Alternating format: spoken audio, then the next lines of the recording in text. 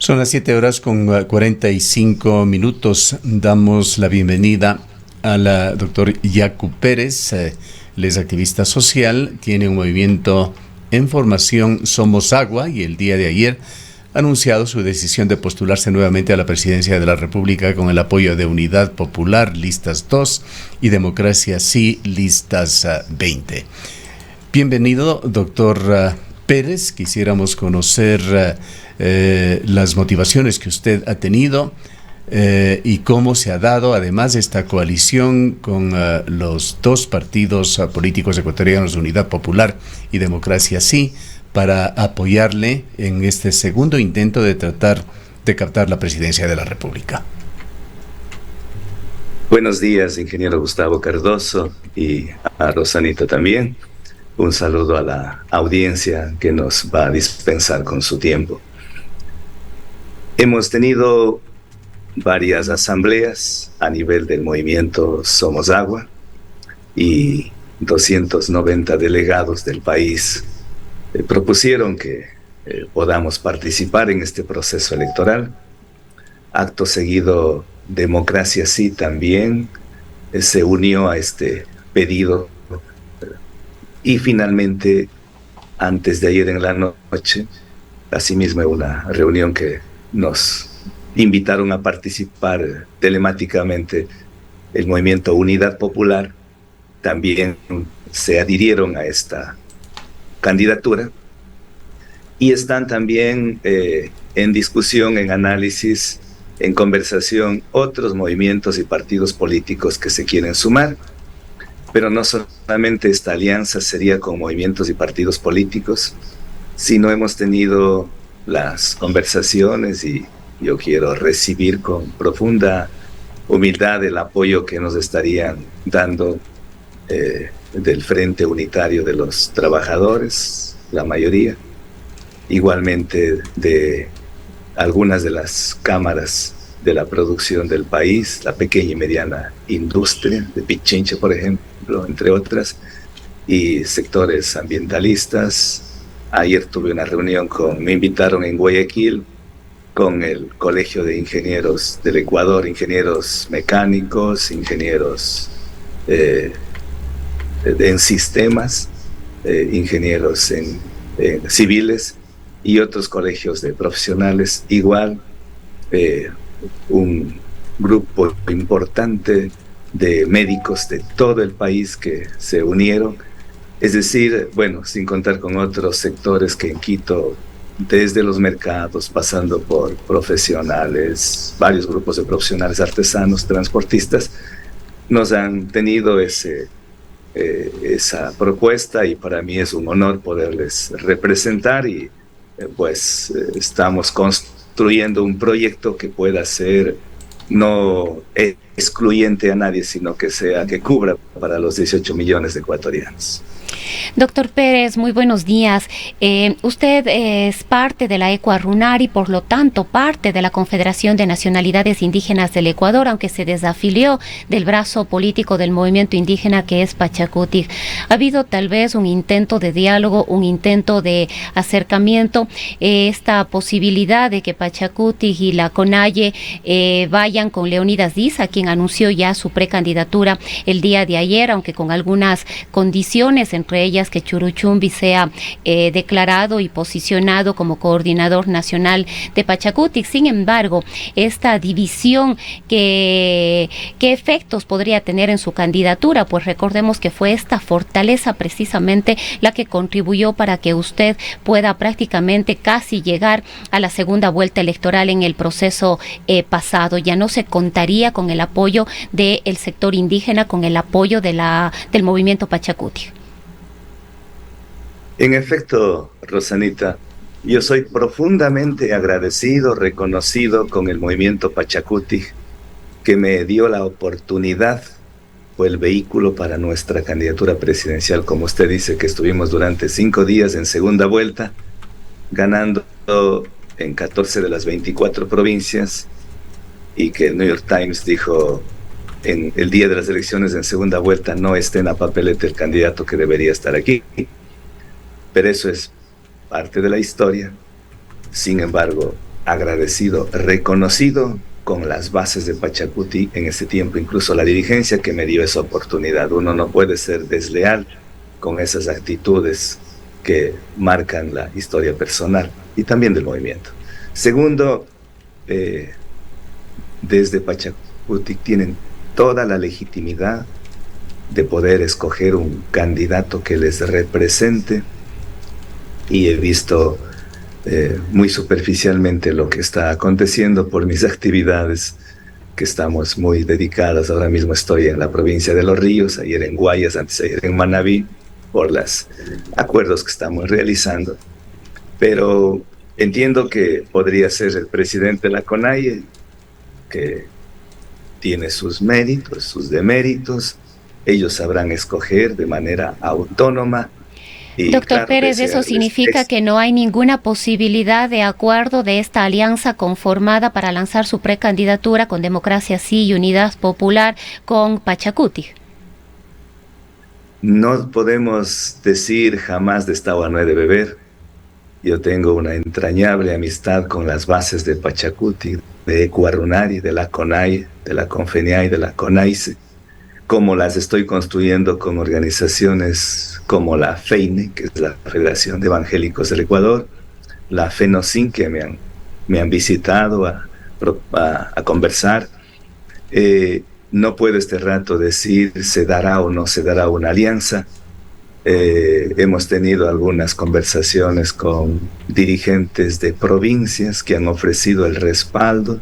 No quiero dar el nombre porque después le van a ser satanizados, pero de corazón, gracias a muchos de estos dirigentes que son de base, que son a nivel provincial, incluso algunos cantonales que me han ofrecido el apoyo, y que independientemente de quién sea el candidato del movimiento indígena han dicho que se sienten cómodos apoyándonos a nosotros. Yo les he manifestado que resuelvan sus aspiraciones, su situación orgánicamente, pero claro, nadie es dueño de voluntades de otros, y si ya no resuelven allá, pues las puertas ahora, estarán, doctor como Pérez, siempre, sin embargo, abiertas. Y no descartamos también una posibilidad. Ahora, doctor Pérez, sin embargo, esto podría provocar una división en Pachacuti y también, por supuesto, en el movimiento indígena, que no va a beneficiar ni a Leonidas Issa ni a usted, y más bien estaría beneficiando a otras estructuras que se mantienen más sólidas. Podría ser parcialmente, podría no ser, depende de cómo se lo miren. Ayer salió... Yo siempre he dicho, no confío tanto en las encuestas. Las encuestas son una herramienta útil dentro de las ciencias sociales, muy importantes cuando son objetivas, cuando se desarrollan científicamente, pero a veces entra por ahí a manipularse y se desvía. No obstante, y digo esto porque una empresa que recordará hace 4 años nomás, Clic, para la prefectura, a mí me puso en el 6º lugar y llegué primero en las elecciones, pero también entiendo, la encuesta es la fotografía del momento, después pueden variar. Clic le acaba de poner a usted con 25% de aceptación. En el 2º lugar, y yo recuerdo que la misma empresa Clic en el 2021, creo que me puso, le ruego no tomarle al pie de la letra, pero era entre el 3 o el 6% en el 2021. O sea, estuve en el puesto 8º, 9º, y hoy habernos colocado en el 2º lugar significa que algo han visto bien en esta humilde persona, y creo que eso es compatible, coherente, guarda sindéresis con lo que pasa en las calles del país, en Manabí, en Guayas, en Milagro, donde en el 2021 pasaba por las calles inapercibido. Hoy pasar por las calles de allá, de aquí de la costa ecuatoriana, es una enorme sintonía. Nos piden, se acercan a saludar, a pedir las selfies, las fotografías, y uno se siente, sí, animado, optimista, pero tampoco jamás triunfalista. Recién va a comenzar la campaña, pero creo que es un índice, un indicador más bien, un indicador muy importante de que ni las encuestadoras ni nadie pueda disimular, y lo han visto con... ¿Y qué piensa usted sobre el país, doctor Pérez? ¿Cree que el país está listo, está preparado para tener un presidente indígena? Indudablemente que el país está preparado. Más bien, yo creo que lo duro, lo extremadamente duro va a ser gobernar un país quebrado en términos económicos, con una enfermedad social en las instituciones, o sea, no se encuentra sano el país en todos los órdenes. O sea, 7 millones de ecuatorianos que viven en una pobreza multidimensional, 2 millones que viven sobreviviendo con menos de $2 diarios, con una deuda pública de 80.000 millones de dólares, invadidos por el crimen organizado, 120.000 personas que huyeron del país buscando un nuevo horizonte, un país donde el presidente tiene el 8% de popularidad y la asamblea tuvo el 4%.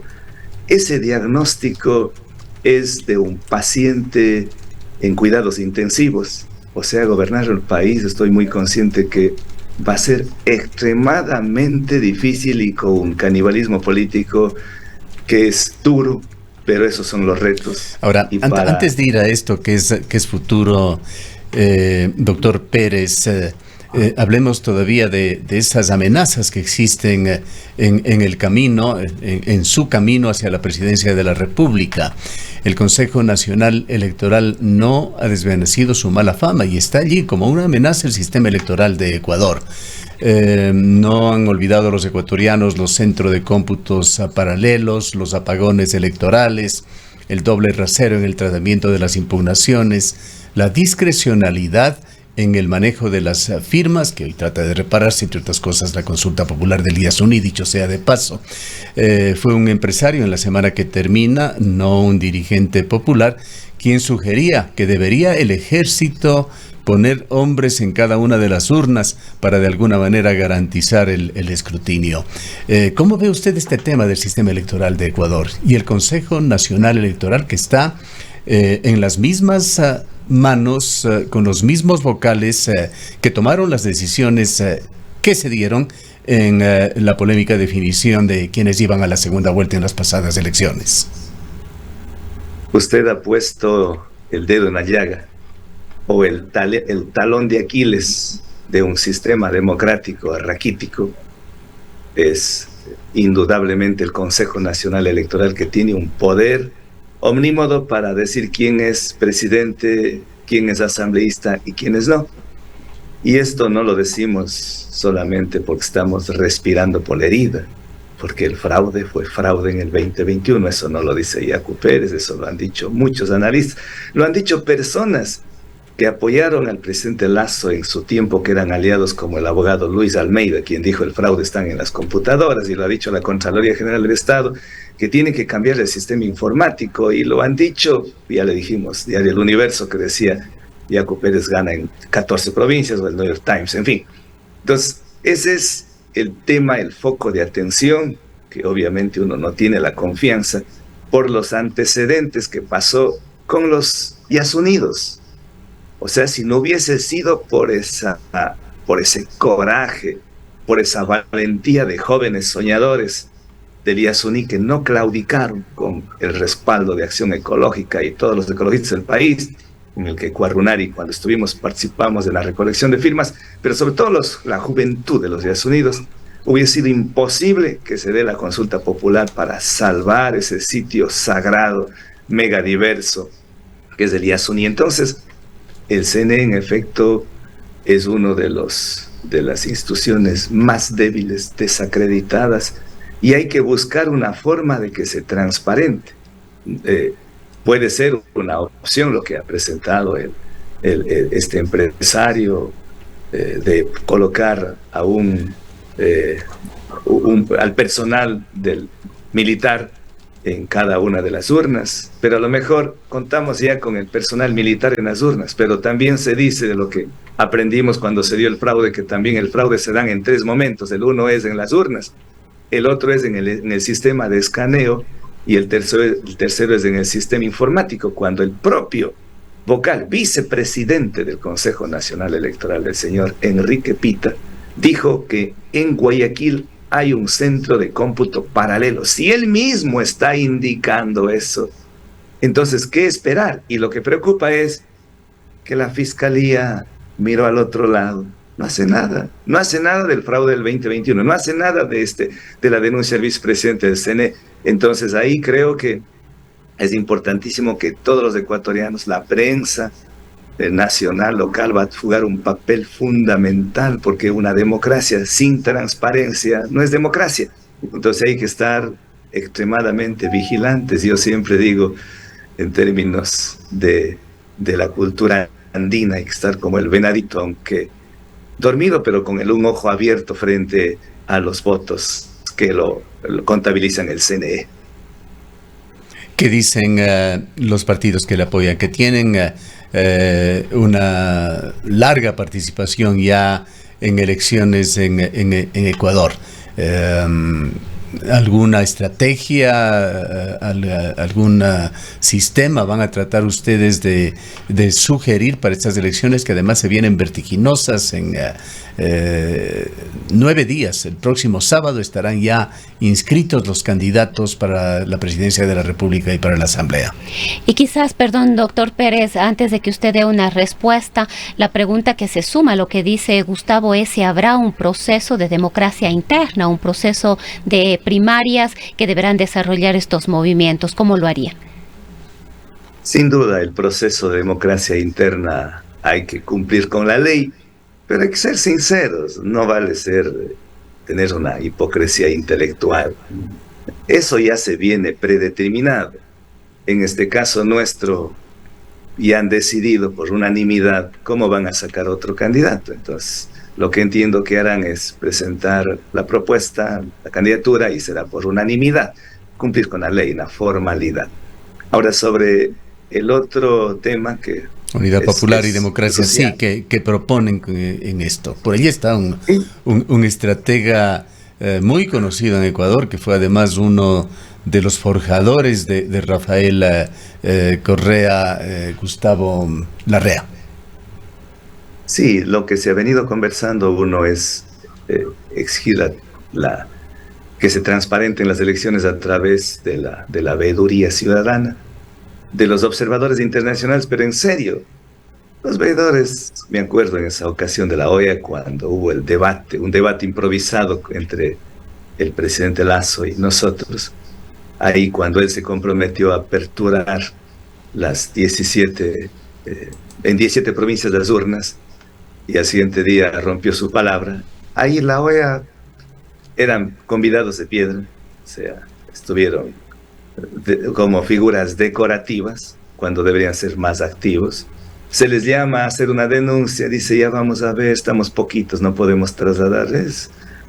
Yo creo que es decorativo eso. Lo que sí, la veeduría ciudadana, y en cambio Comunidad Popular y las bases de Somos Agua y Democracia, una alternativa es que pongamos veedores en todas las urnas. Se necesita ahí un ejército de 42,000 personas, pero hay mucho interés, hay mucho entusiasmo de ellos, y creen que ellos sabían que teníamos un áurea de legitimidad, pero este rato ya con lo que miran las encuestas, dicen, no estuvimos equivocados y vamos a ponerle coloquialmente toda la leña en el carbón en el asador, y no solamente ganar las elecciones en las urnas, sino cuidar las elecciones para que el presidente que llegue con legitimidad, no llegue con disloques como llegó el presidente Lasso, y que a la postre hay una justicia natural. Lo que el pueblo con mucha sapiencia dice, lo mal llevado el diablo se lo lleva, y lo malo es que terminamos siendo afectados, la mayoría de los ecuatorianos, de su incompetencia, de su indolencia en el manejo del Estado ecuatoriano.